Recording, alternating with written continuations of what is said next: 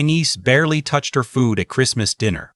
She's 6, and 6-year-olds usually eat everything that isn't nailed down, especially my sister-in-law's honey-glazed ham. But there she sat at the far end of the table, picking at a dinner roll with 2 fingers, her eyes fixed on something only she could see. I noticed because I'm a pediatric occupational therapist. I've spent 15 years working with children, learning to read the language their bodies speak when their words can't carry the weight, and what her body was saying that evening made my stomach drop. "Lilybug, you want some of Grandma's potatoes?" I asked, keeping my voice easy, like I was just making conversation. She looked up at me, those eyes.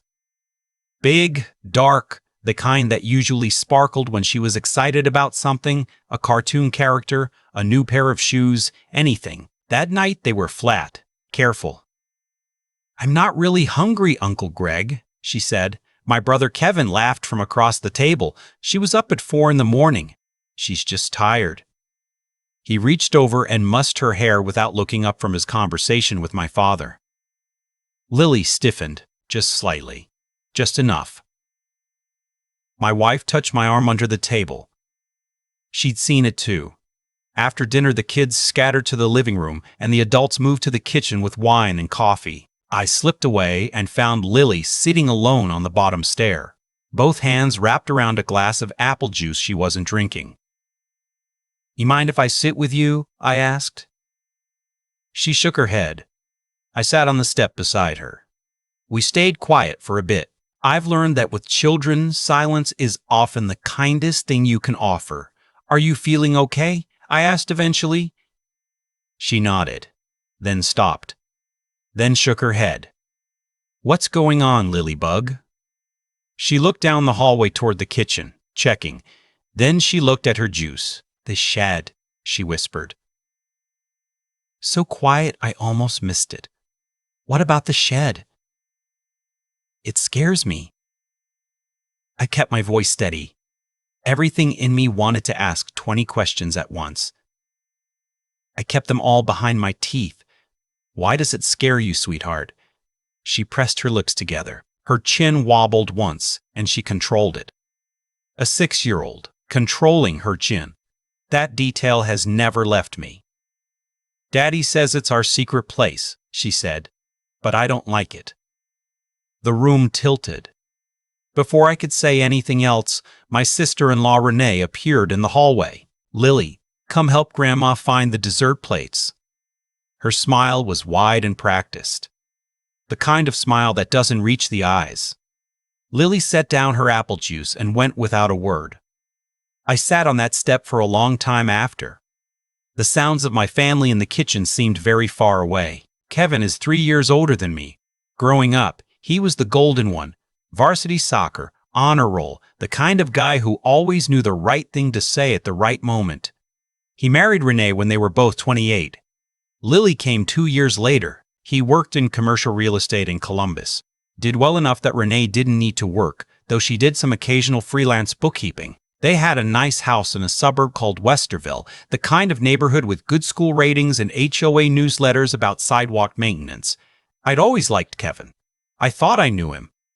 That night I lay in the guest bedroom at my parents' house and stared at the ceiling. I am a mandatory reporter. It's part of my license. If I have reasonable suspicion that a child is being abused, I am legally required to report it. But she'd said, secret place. She'd said she didn't like it. I hadn't asked the right questions. I hadn't asked enough. And Kevin was my brother. I told myself I was probably misreading it. Kids say things. They have vivid imaginations. There could be a completely innocent explanation. Maybe the shed was where he kept power tools, and she'd been frightened by something falling. Maybe I picked up my phone and pulled up the search bar. I typed signs of abuse in young children. I didn't sleep that night. The list was almost unbearable to read. Fear of specific places or people. Withdrawal. Age-inappropriate knowledge of adult behaviors. Flinching. Becoming quiet or still around certain adults. Reluctance to go home. Lily had gone still when Kevin touched her hair. She'd checked the hallway before she whispered to me. She'd said the shed was their secret place. By 5 a.m., I'd made up my mind. I knew Kevin's schedule. He was back to work the day after Christmas. Columbus was 2 hours from my parents' place in Dayton, but he commuted home most days. Renee dropped Lily at a Montessori school on Garfield Street each morning at 8:15 and didn't pick her up until 3. Kevin was usually at his office by 9. I drove to Westerville the day after Christmas. I hadn't told my wife where I was going. I didn't know how to explain it without it sounding like I'd already convicted my own brother of something I wasn't certain was real. The house was a Dutch colonial on a quiet street, tall oak in the front yard, wreath still on the door. A nativity scene on the porch that Renee put out every year like clockwork. The shed was in the backyard. I'd seen it before. Just a standard wooden outbuilding, maybe 10 by 12, where Kevin kept his lawn equipment. I sat in my car for 20 minutes. Then I got out. The key was in a magnetic box on the underside of the rear bumper of Kevin's truck, which was parked in the garage. He'd shown me that once, years ago, when I'd needed to borrow a tool and he wasn't home. He probably hadn't thought about it since. The shed lock was a padlock. Heavy. The kind you don't usually put on a shed full of rakes. I stood there looking at it for a long moment. Then I opened it with the key. What I found inside was not lawn equipment. There was a plastic shelving unit against the left wall, and on it sat a laptop, a portable charger, 2 prepaid cell phones still in their packaging, and a hard-sided camera case. An extension cord ran from the shelving unit to an orange outdoor outlet installed where there hadn't been one the last time I'd seen this shed. Hooks had been screwed into the studs along the back wall. On one hook hung a combination padlock with a note taped to it for the cabinet. A small wooden cabinet was bolted to the wall in the corner, secured with that lock. I knew the combination would be Kevin's wedding anniversary. He used it for everything. I was right. Inside the cabinet were 5 thumb drives in a clear organizer, a digital recorder, and 3 manila folders. I opened the most recent folder. I am not going to describe what was in it in detail. What I will say is that my daughter is 5 years old, and what was in that folder made me walk outside and throw up behind the shed in the brown December grass. I went back in. I photographed everything with my phone, hands shaking so badly that I had to take each picture 3 times to get a clear shot. I took the most recent folder and 2 of the thumb drives. I put everything else back exactly as I'd found it. I relocked the cabinet. I relocked the shed. I put the key back under the truck bumper. Then I drove to the Columbus Police Department. The desk officer went from bored to alert the moment I said the words. I was taken to a room that smelled like old coffee, and 20 minutes later, a detective named Paul Ostrowski sat across from me. He was in his 50s, heavy-set, with the careful stillness of someone who's heard terrible things before and knows how to hold them. I told him everything. Thanksgiving, the staircase, the whisper, the shed. What I'd found. When I slid the folder across the table, he put on gloves before he opened it. He was quiet for a long time. "Mr. Hartley," he said, "you understand that entering the property and taking this without a warrant creates legal problems." "I understand," I said. "I'm a mandatory reporter. I had to act. The evidence you took this way may not be admissible." "Then use it to get a warrant for what I left behind," I said. "There's more in that cabinet. There's a laptop, more drives, a recorder. Get the warrant and go get it properly." He studied me. "How certain are you about what you saw?" I looked at him. "I have a graduate degree in child development and 15 years of clinical experience. I know what I saw." He stood up. "Wait here." I waited for 4 hours. People came in and out. Someone brought me a cup of coffee I didn't drink. Detective Ostrowski came back twice with more questions. A woman named Detective Morrison joined him on the 3rd visit and asked me to walk through everything again from the beginning. At 6:47 p.m., Detective Ostrowski came back alone. "We have a warrant," he said. "We're executing it tonight. Your niece is at home?" "She should be. They pick her up from school at 3. He nodded. Child Protective Services will be moving concurrently to take her into emergency protective custody while we execute the warrant. I want you to understand that this will move quickly now, and it's going to be difficult. Just get her out of that house, I said. Kevin was arrested at 8:22 p.m. He'd been home from work for 3 hours. According to the report I learned about later, he'd been calm when they knocked on the door, cooperative even. Stepped aside to let them in. Offered to make coffee. That calmness, I came to understand later, was its own kind of horror. Renee was arrested separately 40 minutes later. She'd picked Lily up from a neighbor's house where Lily had gone after school. She hadn't known the neighbor had seen the police vehicles and called Renee in a panic, trying to warn her. But there were officers waiting when she arrived home.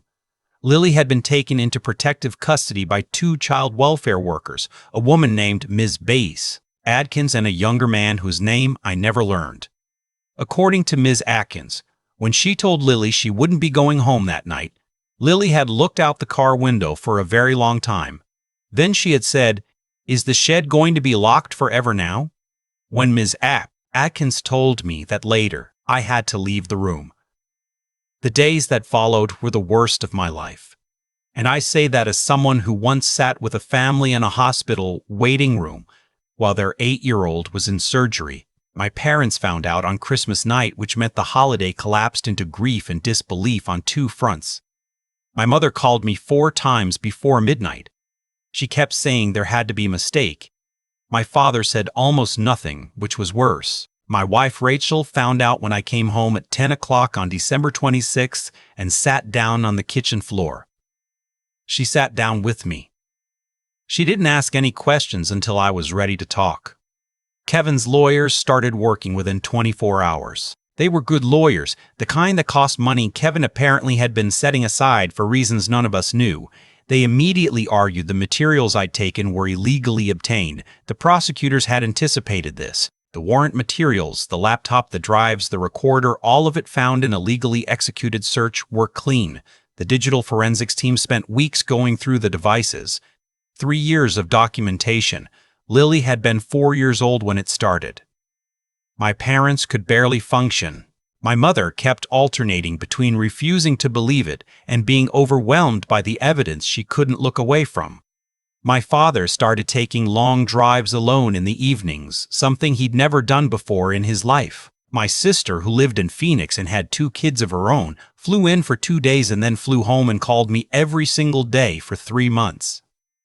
Some of my family was angry at me. Not for long, and not once the evidence became undeniable, but for a brief and terrible few weeks, there were relatives who asked why I hadn't come to Kevin first, why I hadn't given him the chance to explain.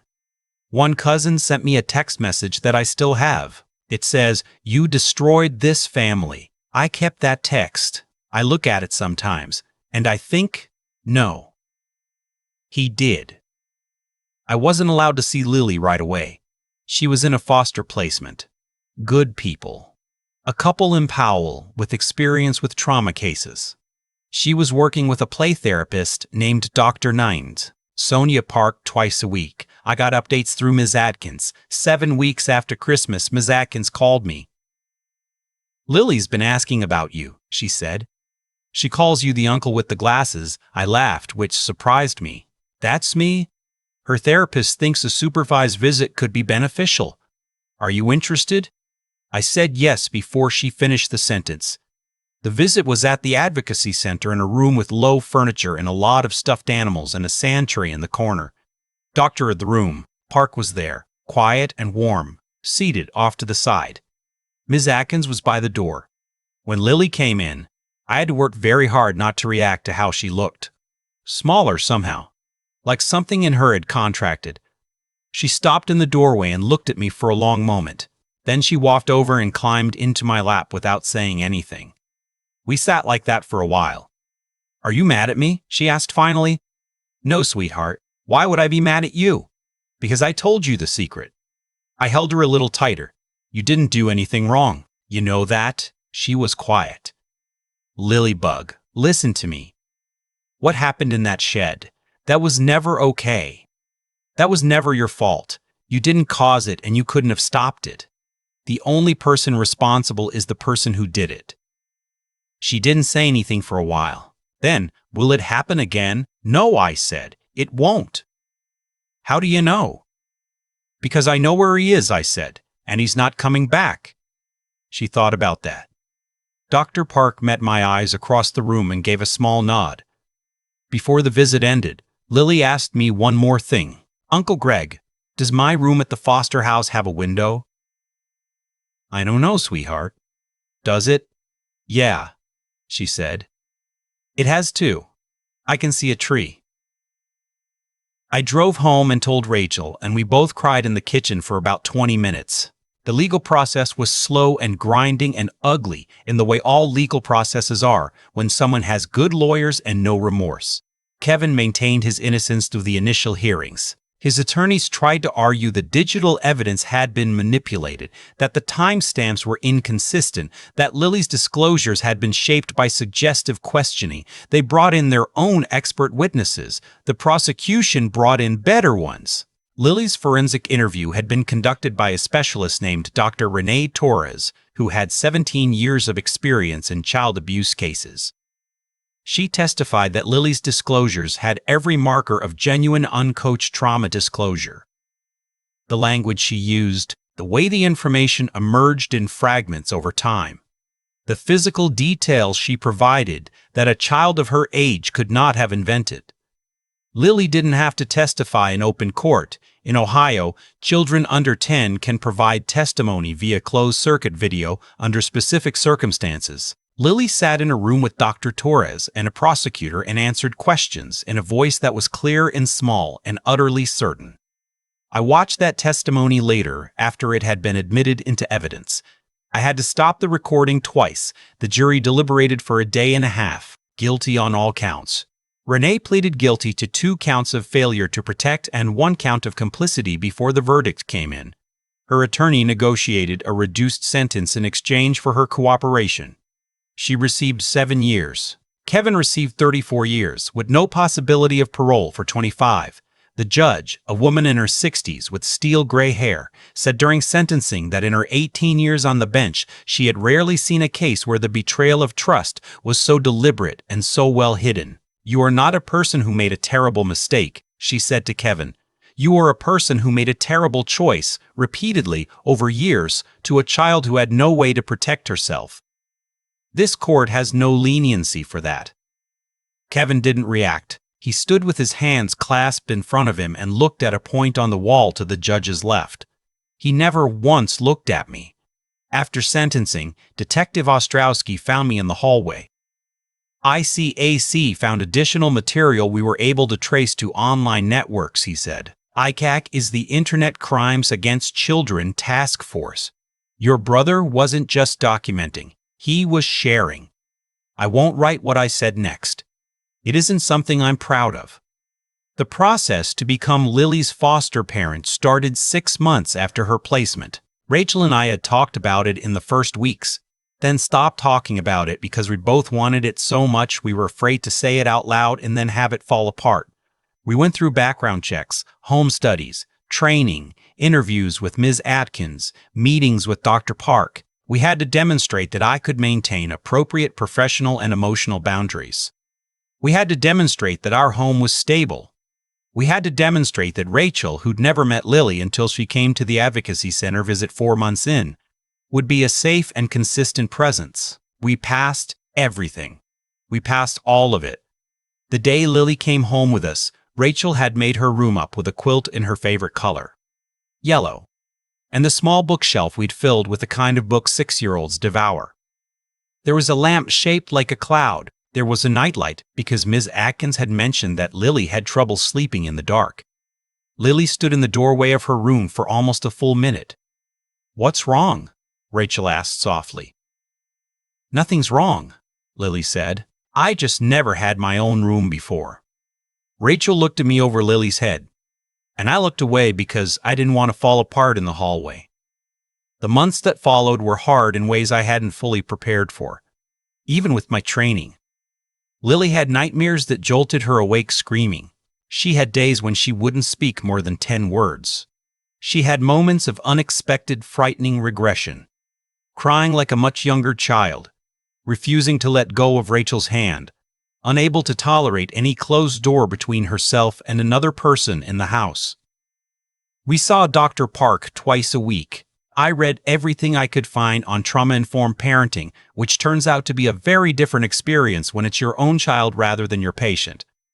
I had to unlearn some things and relearn others. I had to be humble enough to say I don't know what I'm doing here when I didn't know. There were also good days. Days when Lily was just a kid. She was obsessed for a while with a nature documentary series about coral reefs. She made friends at her new school with a girl named Harper, who was equally obsessed with drawing horses. She started asking to help Rachel in the kitchen, standing on a step stool at the counter, very serious about the importance of measuring things correctly. One Saturday, about 8 months after she came to live with us, Lily found me reading in the backyard and dragged me to the garage, which was our art supply area. "I want to make something for Dr. Park," she announced. She spent 3 hours on it. I stayed nearby and didn't ask questions. What she made was a collage, magazine clippings, her own drawings, scraps of yellow fabric, a photograph I hadn't known she had of the two of us at Christmas the year she'd whispered to me on the stairs. Before and after, I thought when I saw it, without her needing to say so. In the middle of the collage, she'd drawn a door, small blue, standing open. Dr. Park cried when Lily gave it to her. I didn't see that part, but Dr. Park told me about it at our next parent session. Kevin's lawyers filed 2 appeals in the first year. Both were denied. I don't follow his legal situation closely anymore.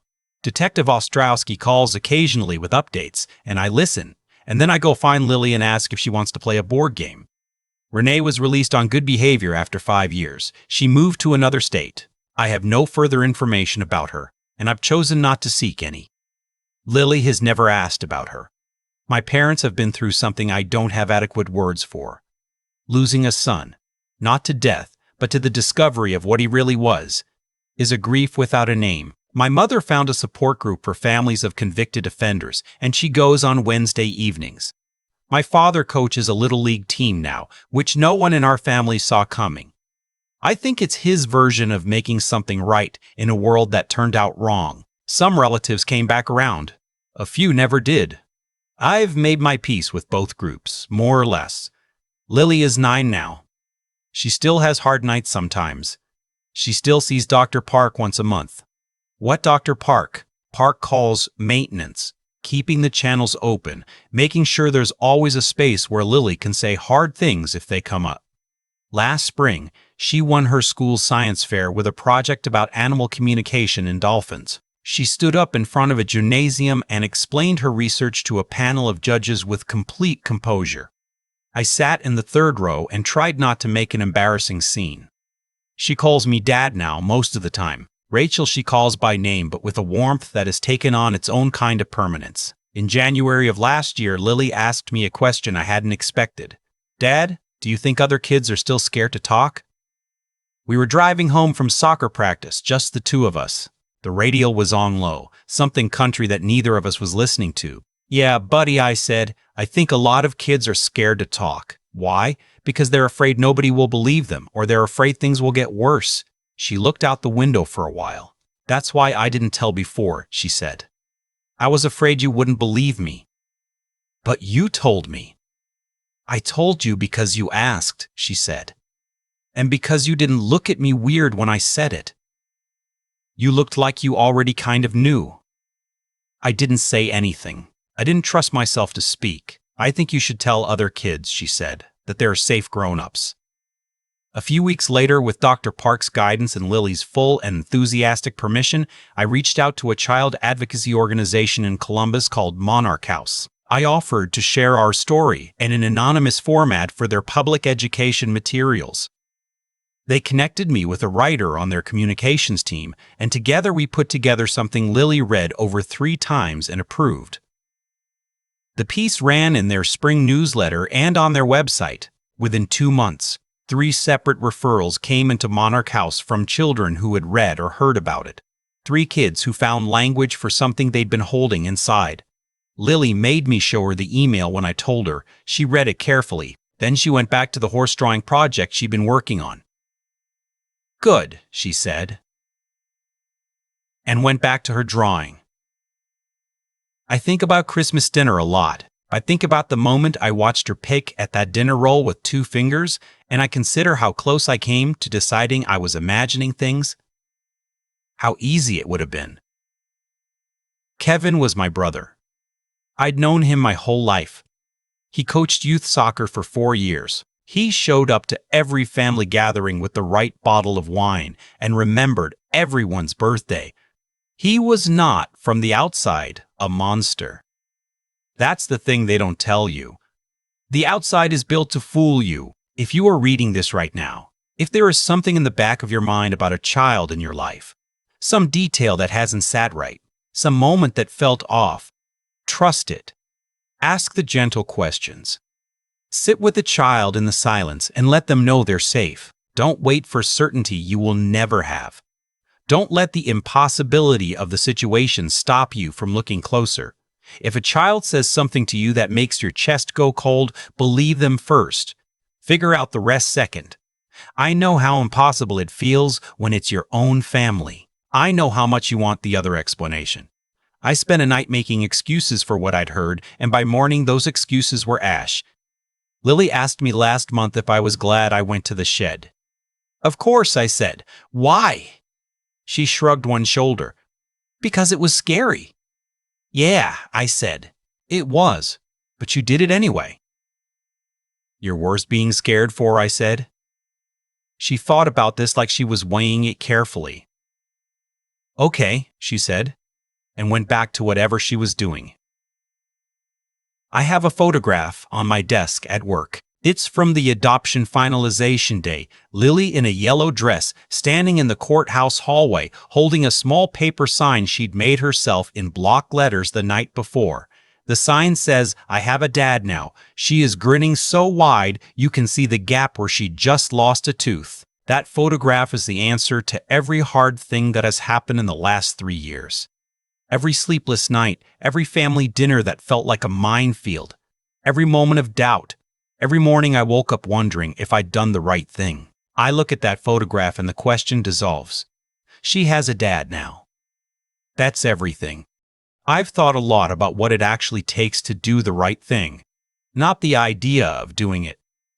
That part's easy, almost comfortable to sit with in the abstract. I mean the moment when the right thing is also the hardest thing, when doing it means you lose something you can't get back and you do it anyway.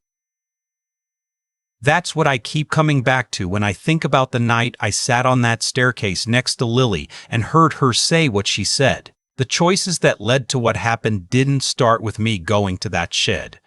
They started years before, with Kevin making a choice to do something unforgivable, and then making it again, and telling himself, I have to assume, some story that let him keep living with it. That's the thing about harm that stays hidden.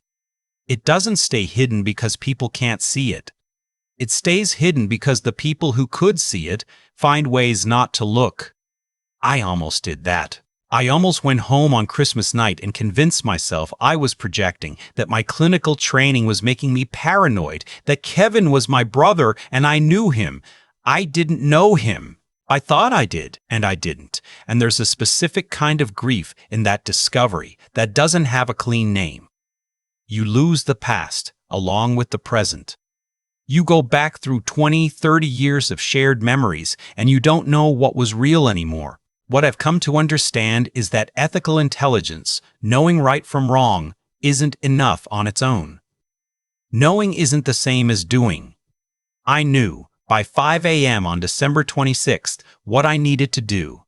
But knowledge without courage is just information sitting in a dark room. What gets you out of bed, into the car, and through a padlocked shed door is the decision to let what matters most matter more than what's most comfortable. For me, what mattered was a 6-year-old girl who had said, "The shed scares me," and then controlled her own chin so she wouldn't cry in front of me. That's what I mean by resilience that's worth cultivating. Not the resilience to endure things silently. Lily had already learned too much of that. I mean the resilience to keep asking the hard question after you've been told everything is fine. To stay in the discomfort of uncertainty long enough to find out the truth. That kind of resilience isn't dramatic. It doesn't look like anything from the outside. It just looks like a man sitting in his car for 20 minutes and then getting out. If there is a consequence that runs through all of this, it's simply that the choices we make or refuse to make ripple outward in ways we don't always see. Kevin's choices rippled outward for 3 years before I sat down next to Lily on those stairs. My choice to act rippled outward to 3 other children who found the courage to speak after reading Lily's words. Lily asked me once if being scared meant she was weak. I told her no. Being scared and doing the hard thing anyway. That's not weakness wearing the wrong label. That's exactly what strength looks like from the inside. She thought about it and said okay, and went back to her drawing. I think about that a lot. The simplicity of it. Okay. And then you keep going.